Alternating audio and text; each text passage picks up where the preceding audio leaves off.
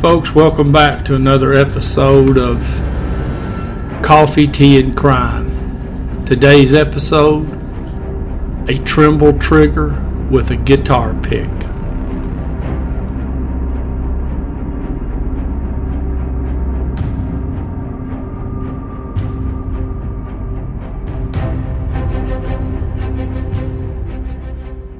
It's July 25th, 1972. Las Vegas, Nevada. There's a fella named Bill Coulthard. Now, he had been a FBI agent when he started out his career there in Las Vegas. In fact, he was there when they opened the first office back in the 40s. Now, he was also ex-president of the State Bar of Nevada. He'd been a two-term member of the Nevada Assembly, and he was in private practice as an attorney, and he was a pretty good one. Now, his law office was located in a 10-story building. It's called the Bank of Nevada building there in downtown Las Vegas. So he leaves his office and he goes into the parking garage, which is on the third floor of that building. Gets into his Cadillac, cracks his window just a little bit there, puts the key in the ignition, turns it, and that's the last thing he ever did. There was an incredibly loud explosion. In fact, you could hear that explosion all over downtown Las Vegas. Now, somebody had taken 4 sticks of dynamite hidden near the steering column of Mr. Coulthard's vehicle, and when he had turned that key, that's what had set off the dynamite. Now, the vehicle was absolutely torn to shreds, and the explosion and fire that followed, it set other cars on fire. Now, the force of that blast was strong enough that it shattered light fixtures in the bank lobby on the first floor, and it tore a hole 16 inches deep into the concrete floor of the parking. Now, there was black smoke billowing out of that parking garage, and everybody in the area was kind of shook up. At first they thought maybe a plane had crashed into the parking deck.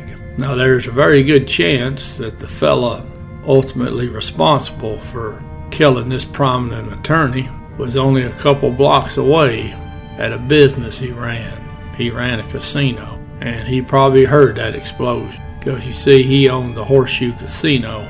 Now, as you might guess, Mr. Coulthard's death was big news. A lot of people were angry, wanting to know who had killed this respected pillar of the community.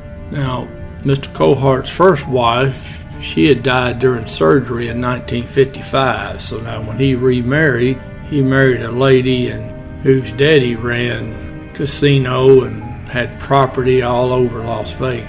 Now, it just so happens that Mr. Coulthard actually owned a fair share of the business after the daddy-in-law had died. Now, one of the properties that, or maybe I should say the land that Mr. Coulthard had control over, was the land where the Horseshoe Casino was sitting. You see, the suspect who owned the Horseshoe, he was leasing the land. So now obviously, the person that controlled the land has control of that casino in the long run, because if he don't want you there no more, you got to go. So at the time of his death, Mr. Coulthard, there had been negotiations from the suspect trying to renew the lease that was coming up, set to expire real soon. Now, our suspect, he'd come to Las Vegas in 1946. Now, the story goes, all he had was 2 suitcases full of cash. Because you see, he had been from the great state of Texas, Dallas area, and he was into illegal gambling rackets. Now, he had fled the great state of Texas because his candidate for sheriff had lost. And the district attorney down there was running an anti-corruption crusade, and our suspect was on that list of people he was going to get. So our suspect decided it was better if he moved to a town where gambling was legal. Now, with the money and the power and the prestige that he got operating in Las Vegas, it wasn't long before he could call the shots, behind the scenes shots. Now, it's interesting that years after he'd been in Las Vegas, state of Texas had been trying to extradite him back. They had gambling charges on him. They kept sending the extradition up to Nevada. The governor even signed off on the extradition on 2 separate occasions. But each time now, local Las Vegas judges, they blocked the extradition. So that shows you what kind of power he's got. Because there were always rumors about people who had died in the Dallas area and in the Vegas area, and it always came back to the suspect. Because now he had some fellas on the payroll that were bombers.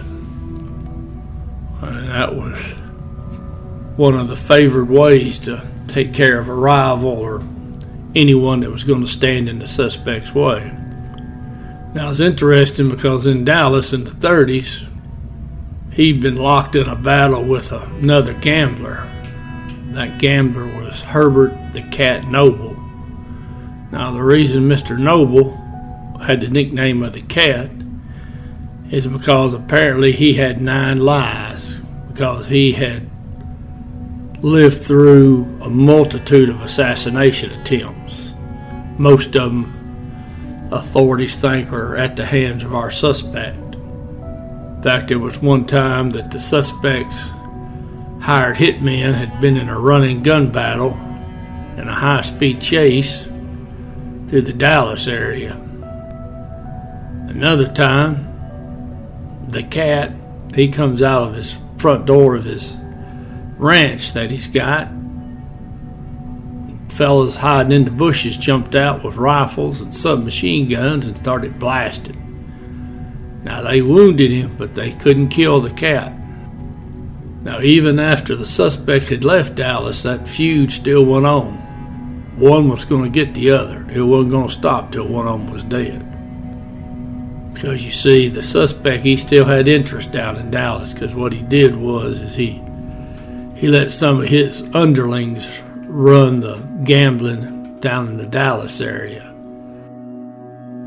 It got bad enough that in 1949, the Cat's wife left the house, got in the car that's parked out in front of their home, turned the ignition, and the car blew up.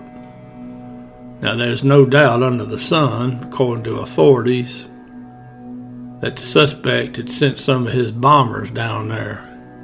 Now, I don't know if Miss Noble was the intended target or not, but she was dead just the same. And that blast from that car bomb was tremendous. Now, as you might guess, the Cat was awful upset that his wife was dead.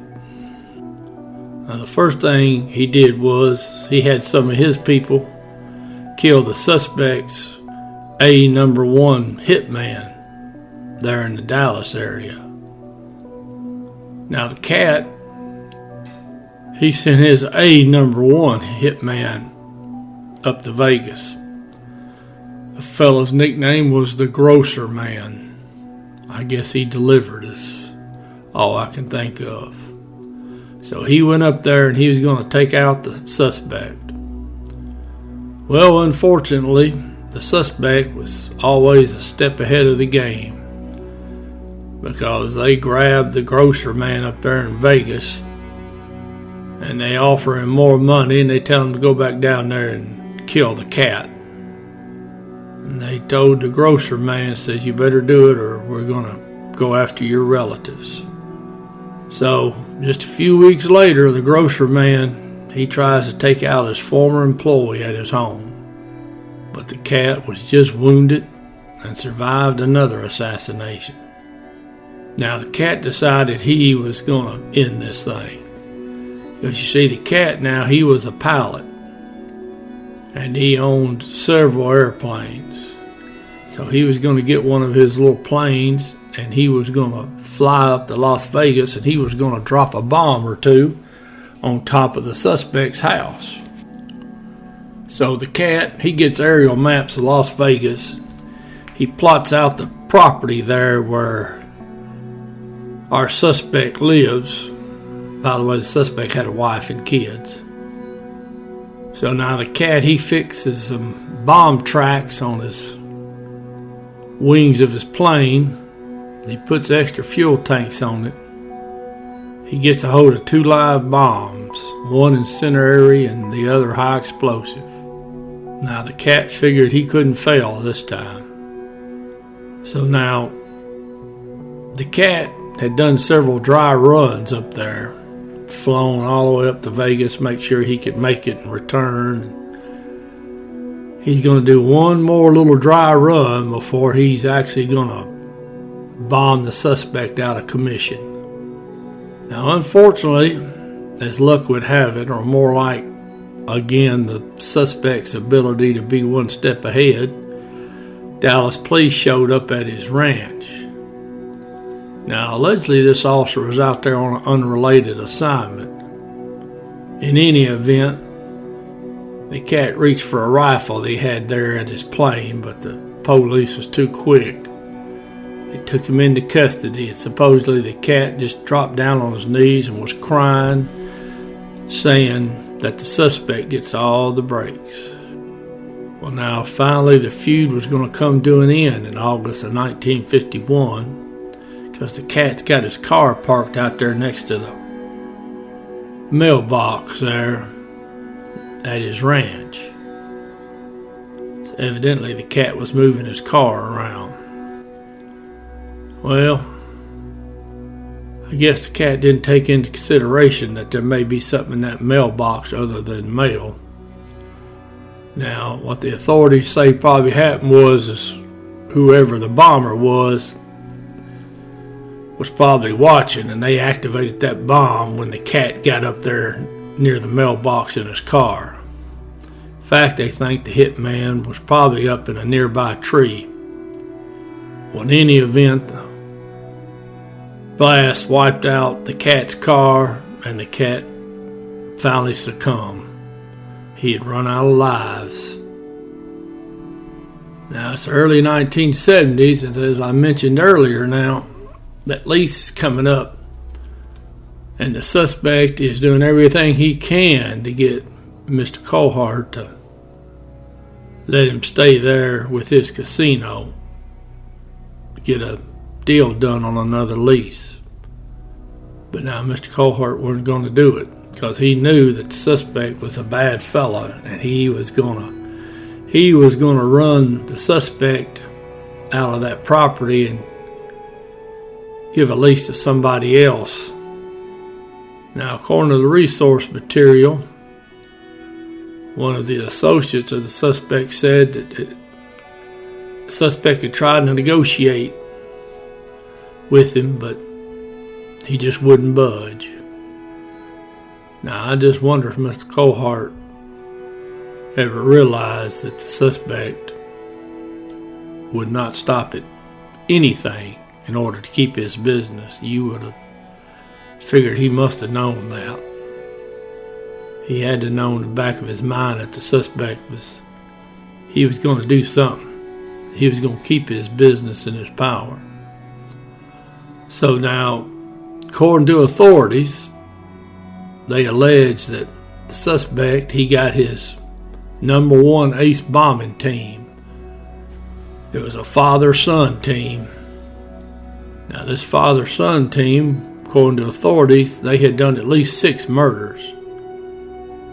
And that's not counting the dozens of bombings, arsons, burglaries, whatever was needed. I can't imagine you're growing up and your daddy's teaching you how to wire explosives and showing you the best way to dispose of a body. So anyways, he gets Daddy and Junior, and they get on the job. So now they theorize that a few weeks before the bombing that the father-son were scouting Mr. Coulthard's routine. So now they got their 4 sticks of dynamite, and they got inside the parking garage. And now what they're figuring their MO was, And the reason they probably know what their MO was and how they did things was because later on the father-son would become informants for the FBI. Anyways, figured one of them was a lookout while the other one got down underneath the car and wired the explosives. Well, anyways, the town's in an uproar. There's a large reward for the capture of the people responsible for killing Mr. Coulthard. Now, the homicide investigator, he's a pretty good one from what I read. And he's pretty sure he knows who the bombers are. They said every time he saw that bomber there around town, they said he would just yell out as loud as he could, "I'm going to put you away for Coulthard." Now, one of the problems the investigator had, though, was now his boss, the Clark County Sheriff, he was a personal friend, business associate of the suspect. In fact, the sheriff would later on be under investigation for tens of thousands of dollars that had been loaned to him by the suspect when he was running for sheriff. Now, in 1977, the investigator couldn't really get anything done with his own department. He went to the FBI.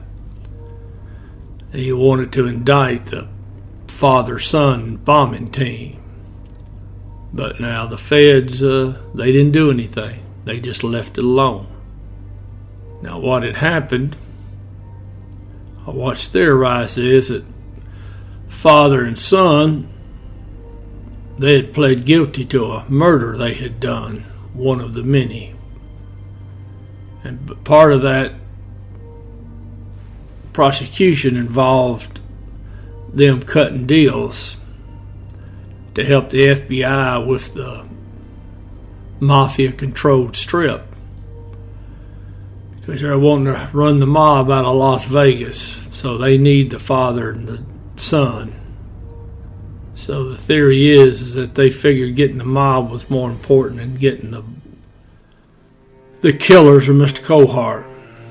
So no one's ever been prosecuted for the death of Mr. Coulthard. Now, for Mr. Coulthard's death, his controlling shares fell to the wife. She died, and her brothers, they signed a 100-year lease with the suspect. And the Horseshoe Casino still sits where it sits. Now, police, there's a little difference of opinion here from some of the resource material. Now, some resource material states that the trigger detonator used in Mr. Coulthard's death was similar or the same as another bombing that had occurred there in Vegas. According to them, it was a Trimble trigger with a guitar pick. And they're saying that was the trademark of the father-son team. Now, other resource material says the authorities said that a clothespin was the trigger for the bomb. In any event, it did its job. So crime does pay, I reckon. At least in this case it did.